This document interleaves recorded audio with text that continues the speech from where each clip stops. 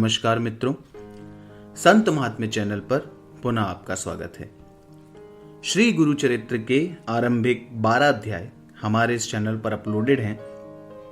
यदि अभी तक आपने उन अध्यायों को नहीं देखा तो डिस्क्रिप्शन में प्लेलिस्ट की लिंक दी गई है, जहां से आप श्री गुरु चरित्र के पूर्व के सभी अध्यायों को देख सकते हैं। मित्रों, श्री नवनाथ भक्तिसार के 40 अध्यायों की श्रृंखला भी हमारे इस चैनल पर अपलोड है एवं उन सभी वीडियोस की प्लेलिस्ट की लिंक भी डिस्क्रिप्शन बॉक्स में दी गई है। तो यदि आपने उन्हें भी नहीं देखा तो कृपया उस लिंक के माध्यम से आप नवनाथ भक्तिसार के समस्त 40 अध्यायों को देख सकते हैं। तो चलिए प्रारंभ करते हैं श्री गुरु चरित्र का अध्याय 13। सिद्ध योगी बोले, हे नामधारक, प्रयाग में अपने वास्तव्य के समय श्री गुरु नृसिंह सरस्वती ने कुल 7 लोगों को सन्यास की दीक्षा दी थी। माधव सरस्वती, बाल सरस्वती, कृष्ण सरस्वती, उपेंद्र सरस्वती, सदानंद सरस्वती, ज्ञान ज्योति सरस्वती एवं सिद्ध, ऐसे उनके नाम थे। इसके पश्चात वे अपने शिष्यों के साथ बद्रिकाश्रम गए। वहीं से दक्षिण दिशा की ओर उनकी तीर्थ यात्रा प्रारंभ हुई। चारों दिशाओं में भ्रमण करते हुए वे अपने गृह नगर कारंजा आ गए। अपने माता पिता और भाई बहनों से भेंट की। तत्पश्चात वे घर घर गए और पूजा स्वीकार की। माधव और अंबा द्वारा श्री गुरु से मोक्ष प्राप्ति की मांग की गई, जिस पर श्री गुरु बोले, मैंने आपके पुत्र के रूप में जन्म लिया है एवं तत्पश्चात संन्यास धारण किया है, अतः आप दोनों को मोक्ष की प्राप्ति होगी। आप दोनों काशी क्षेत्र में अपना देह त्याग करेंगे।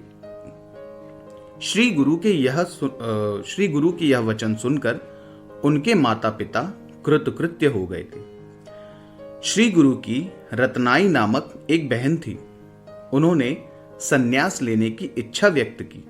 तब श्री गुरु ने उनसे कहा, तुम अपने पति की सेवा करो तथा अपनी घर गृहस्थी संभालो। तुम्हें अभी अपने पूर्व जन्म के दूषित संचित कर्म भुगतने होंगे। तुम्हारा पति तुम्हारा त्याग करेगा एवं तपस्वी बन जाएगा। तुम्हें कुष्ठ रोग हो जाएगा। मैं तुम्हें उस रोगग्रस्त अवस्था में फिर से मिलूंगा। तत्पश्चात तुम गंगापुर क्षेत्र की ओर प्रस्थान करना। वहां भीमा अमरजा संगम पर पाप विनाशी तीर्थ में स्नान करने के पश्चात तुम पाप मुक्त हो जाओगी। तत्पश्चात श्री गुरु अपने शिष्यों के साथ त्र्यंबकेश्वर आए।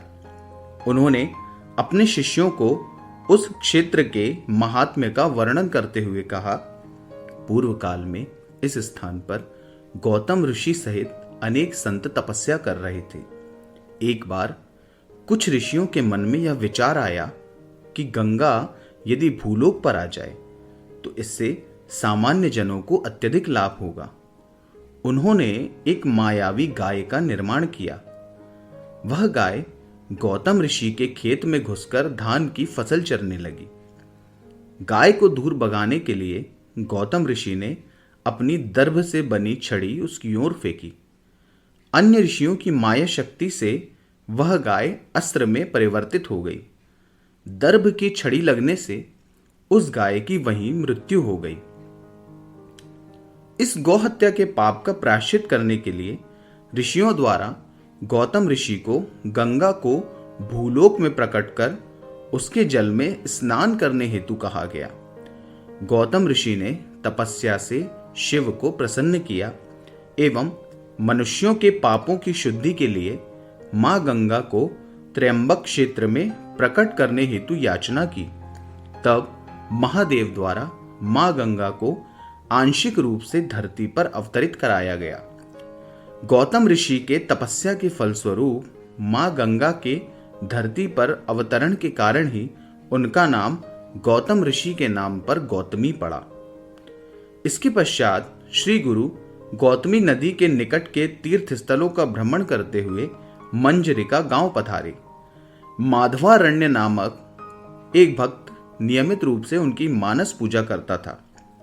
श्री गुरु ने उन्हें प्रेम पूर्वक दर्शन दिए एवं कहा, हे माधवारण्य, तुम इसी प्रकार मानस पूजा नियमित रूप से करते रहो।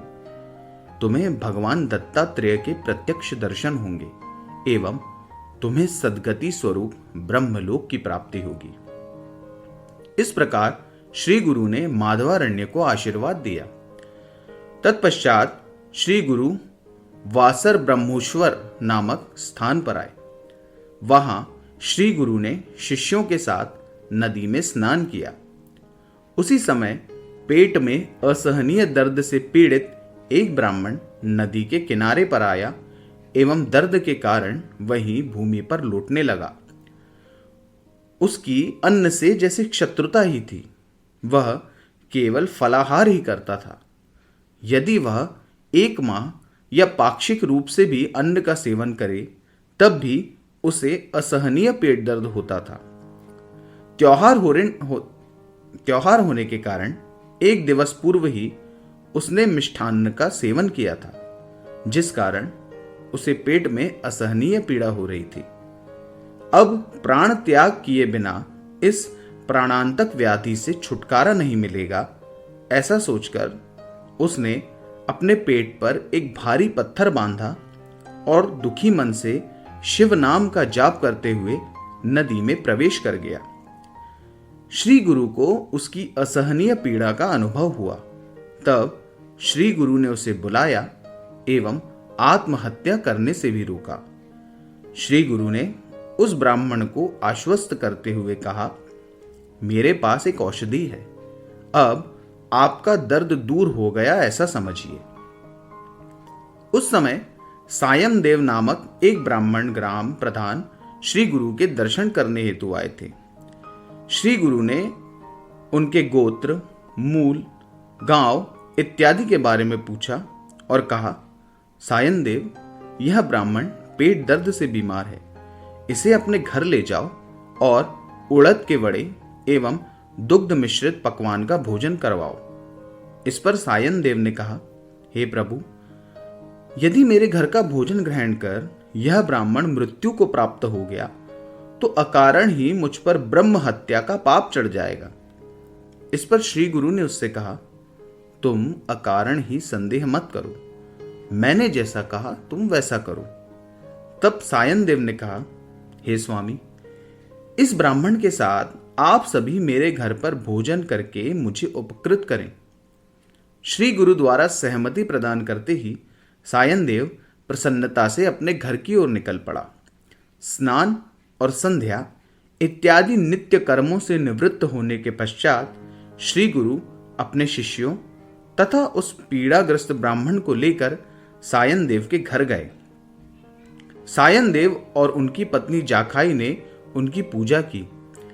आपके वंश में गुरु भक्ति की परंपरा इसी प्रकार निरंतर चलती रहेगी, ऐसा वरदान श्री गुरु द्वारा उन्हें दिया गया। दोनों ने बड़े चाव से सभी को पेट भर भोजन करवाया। श्री गुरु की आज्ञा से ब्राह्मण ने भी भरपेट भोजन किया और उनकी कृपा से वह व्याधि मुक्त भी हो गया। हे नामधारक, यह चमत्कार मैंने स्वयं देखा है। गुरु कृपा से जन्म जन्मांतर के दोष दूर हो जाते हैं, फिर भला ये व्याधि कैसे रहेगी। तो मित्रों, श्री गुरु चरित्र का 13वां अध्याय यहीं पर समाप्त होता है। आशा करता हूं कि आपको हमारे वीडियोस पसंद आ रहे हैं। मित्रों, आपसे पुनः निवेदन है कि यदि अभी तक आपने हमारे इस चैनल को सब्सक्राइब नहीं किया है तो कृपया कर हमारे इस चैनल को सब्सक्राइब करें। यदि वीडियोस पसंद आए तो उन्हें लाइक करें, ज़्यादा से ज़्यादा लोगों तक शेयर करें, ताकि इससे हमारा भी मोटिवेशन बढ़े और इस प्रकार के वीडियोस बनाने के लिए हमें भी प्रेरणा मिले। तो चलिए मिलते हैं अगली वीडियो में। तब तक के लिए नमस्कार।